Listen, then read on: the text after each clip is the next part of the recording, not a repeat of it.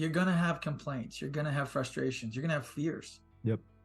You're going to have a bad day where you screwed something up and you kind of need somebody to talk to and ask for some good advice to get out of this scenario. Yep. And that's super hard. If you're new, if you just broke in, you need a battle buddy. And not every company provides it. No. I'm coaching. I have one-on-one coaching now with a lead executive. And that's probably the service I'm providing most. So we go through a curriculum and they come in once a week and we go through different things and they learn a whole bunch of stuff. But very quickly it's like, hey, can we talk about this, doctor? I had this appointment. Hey, can we talk about this thing? Yep. Hey, I got this teammate. Hey, like, I'm not their manager, but because I've been in those ranks, I help them navigate the issues. And we're talking about this. When it goes badly, you get your first gig and you get there and you realize some of the things they told you isn't true. They're not the most ethical organization. Yep. Your management might have a moral lapse or a glaring, ugly, hairy, gnarly, like something is not good. I had a heartbreaking call. This is probably 6 weeks ago now. Female representative out in California, just joined on with a distributor. Some really inappropriate things were done in front of her that really made it clear these people don't have they're not good people. Yeah. Right? They're just not being professional. Yep. This isn't a good culture. Yep. She stays. It's going to be worse. Yeah, because they've done a few ththings in front of her and she hasn't protested. She hasn't thrown a fit. She hasn't called them out on it. Yeah. She's new. Exactly. So what do I do? I can't believe this is happening. And she called me. This was a free call, but she called me and she knew what the right answer was.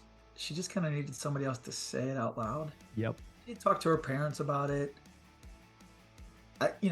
It's her first job. Yeah. She's been super successful in sports, in college. Coming out of school, she had this loaded resume of accomplishments. And this was her first gig, and you don't want to quit your first gig. Yeah. Not quickly either, because then it makes it look like you can't do it. We talk about that all the time. Right. But think about this. If she stays in that organization, and I try to explain this to her, if that's going on. Yep. And they get caught. Get tainted by that. Yep. Other people know that organization is like that's happening. And if you stay too long, that's going to taint you. And anyways, I felt terrible for her, but it happens. Yep. It happens. So what have you heard? I mean, what are some of those? Yeah. No, that's a common thing I've seen as well. Like you and I were talking off air, is like, I've gotten a bunch of calls of like, hey, they lied to me. Hey, it's not what I expected. Hey, I'm just joining in. There's a couple of thoughts of like what you just said there is number one. This is why we're so big at like new to medical device sales. And like in the course that we teach is you're interviewing the company. It's not them interviewing you, because with so many people and what we teach is so many people, even if you're an associate rep, you broke in, now you're trying to go to the next rep. What so many people do is they're like, I'm just looking for the next opportunity. It pays this, just please take me. Compared to, is it a good fit? Do they have the same goals and morals, and are they ethical, and are they excited for you just as like you are excited for them? Are they selling to you?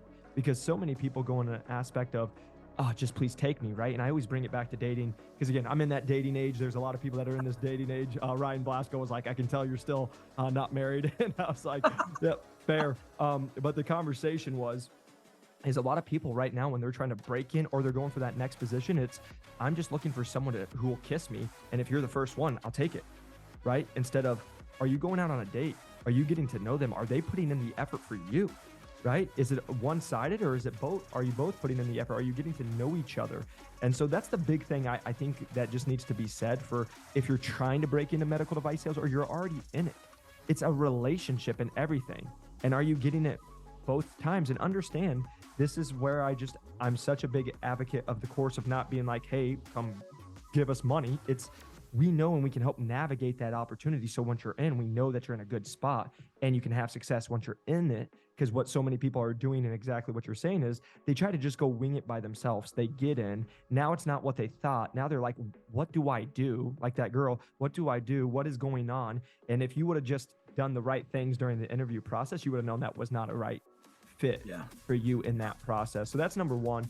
Number two, I just have to make the mention of going on with the reps and associates. I get this call all the time. My rep doesn't do this. My rep doesn't do that. You all have to understand, it's not your rep's job to babysit you. Your rep gets paid on their quota, and their rep is, you were brought in just to help. And this is why I get so serious about it, you guys, is you said that you wanted this. You said you're a self-starter. You said you'll figure it out. And now you get into it, and now you're wanting your hand held. And now this is what I tell people.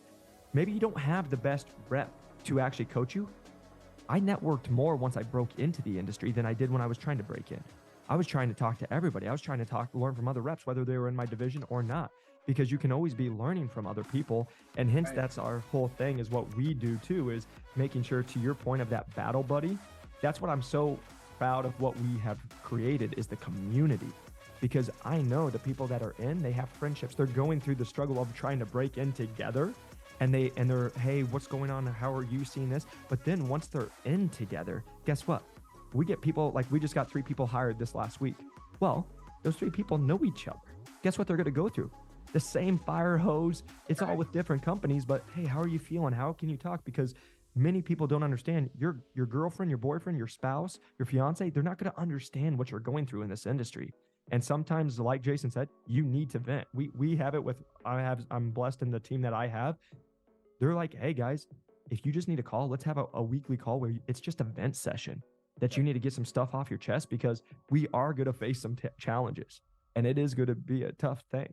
And you got to be super careful. You cannot vent to just anybody. Preach that one more time, because I just had this talk with our coach, is we've had people go vent to wrong people, right? And it's like I made a comment, we're trying to teach our students this. Guess what you can't do? You can't go vent to the other rep, or you can't go vent to the other surgeon. You're out. Yeah. Like, yeah, you know, you have to manage expectations up and down the ladder. Yep. And yeah, battle buddies are special people. When you're looking to break in, or you're looking for that next thing, to your point about interviewing them, right? So there's a couple things about that. Your first couple gigs, your manager is super important.